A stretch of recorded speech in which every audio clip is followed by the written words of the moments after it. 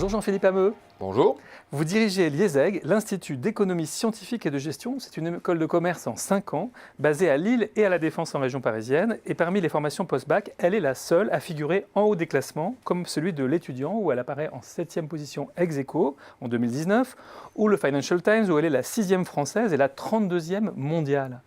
Comment est-ce que vous expliquez cette exception dans un pays qui ne jure que par les prépas ? Bien, le modèle prépa et post-prépa est un modèle d'excellence, mais nous avons l'impression qu'il peut y avoir un autre modèle d'excellence. La prépa est très utile pour préparer les jeunes à comprendre les enjeux internationaux, nationaux, avec une culture générale de l'économie, mais aussi des méthodes quantitatives pour faire de l'analyse. Et ça, c'est très important pour des futurs leaders dans un monde complexe et changeant. Il nous semble qu'on peut faire aussi bien, voire peut-être mieux, sur 3 aspects qui concernent l'enseignement supérieur, les savoirs, les savoir-faire et le développement personnel, puisqu'en matière de savoir, avec les 5 années, on peut non seulement cultiver de manière approfondie et les méthodes quantitatives, et l'économie, et la sociologie, et l'histoire, autant de disciplines générales, mais aussi du marketing, de la stratégie, de la finance, des ressources humaines et l'ensemble des disciplines du management de façon approfondie. On peut aussi avoir un parcours de savoir-faire assez ouvert, puisqu'on a des stages de la première à la 5e année en France et à l'étranger, et des missions dans différentes entreprises sur 5 ans, donc on cultive profondément les savoir-faire. Et les soft skills, ou le développement des aptitudes comportementales, 5 années pour les développer, c'est très utile, la créativité, l'ouverture d'esprit, la capacité d'adaptation, la capacité à travailler en équipe, l'interculturel, et effectivement, on aboutit à des résultats très intéressants. Donc c'est une formation que je qualifierais d'équilibrée, exigeante, mais qui plaît beaucoup aux étudiants et aux entreprises.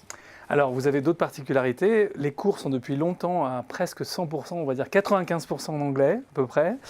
Et puis, vous mettez beaucoup l'accent sur la recherche. Vous êtes très bien noté en recherche. Est-ce que ces choix ont été distinctifs? Est-ce que c'est ça qui fait la différence? C'est vrai que l'international, avec les cours en anglais, a été un booster de l'école.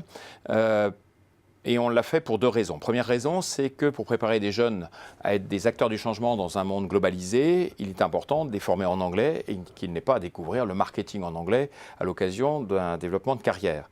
C'est important aussi pour attirer des étudiants internationaux. Nous en avons 2400 de 100 pays différents. Et donc, c'est aussi un facteur d'attractivité qui a contribué à notre développement. 2400 sur 6000 étudiants. Voilà. Ouais. Et nous avons aussi eu l'avantage de pouvoir attirer des très bons profs internationaux, puisque enseigner en français, pour eux, ça aurait été un gros challenge. Et nous sommes 3e mondiaux pour le pourcentage de professeurs internationaux d'après le FT. Et donc, ça a été un élément pour capter de très bons professeurs. Et donc aussi de la recherche par ces enseignants-chercheurs-là, en fait. Exactement. Là, on boucle.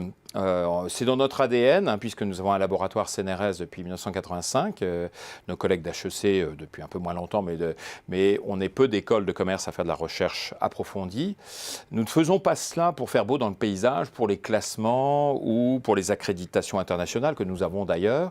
Si nous faisons de la recherche, c'est d'abord parce que nous préparons des jeunes qui doivent, comme je l'ai dit, être des acteurs du changement et donc doivent non pas connaître les vieilles recettes du management, mais ce qu'il y a de plus actuel, de plus pointu, et en stratégie, et en finance, et en marketing, et dans chaque domaine. Et les professeurs qui, chez nous, contribuent à cette création de connaissances sont ceux qui vont leur apprendre, et donc ils vont être à la pointe de cette discipline où les défis sont considérables dans notre société et dans les entreprises. J'ajouterai une petite chose, c'est que recherche internationale sont des points forts, mais le point le plus fort de l'école, c'est peut-être la pédagogie et le parcours étudiant dans l'école. Il y accorde beaucoup d'importance. Ainsi, par exemple, le journal étudiant qui fait une enquête auprès des diplômés depuis assez longtemps en termes de satisfaction nous classe régulièrement premier pour la qualité des cours et des professeurs, premier pour la qualité de l'encadrement, et premier, là, ex aequo, pour le taux de recommandation à 99% avec nos amis d'HEC et quelques autres écoles. Donc c'est un élément qui pour nous est très important. Et tout ça a un prix, même si vous n'êtes pas à but lucratif, vous êtes à but non lucratif d'intérêt général, mais d'environ 10 000 € par an. Ouais. Et ça peut être aussi une barrière pour certains étudiants. Effectivement, il se trouve que les pouvoirs publics nous subventionnent à concurrence de 3% de nos coûts. Donc il faut trouver d'autres ressources et nos frais de scolarité sont relativement élevés. On fait en sorte qu'ils soient le moins possible et nous apportons des solutions de nature très très diverses sous forme de bourses, au-delà des bourses du Crous, sous forme de prêts sans intérêt, sous forme de cautionnement pour les prêts bancaires et des jobs étudiants sur le campus. Et on trouve une solution pratiquement pour tous les étudiants qui veulent réaliser, je dirais, le plus bel investissement de leur vie. Merci Jean-Philippe Hameux pour votre analyse. Merci.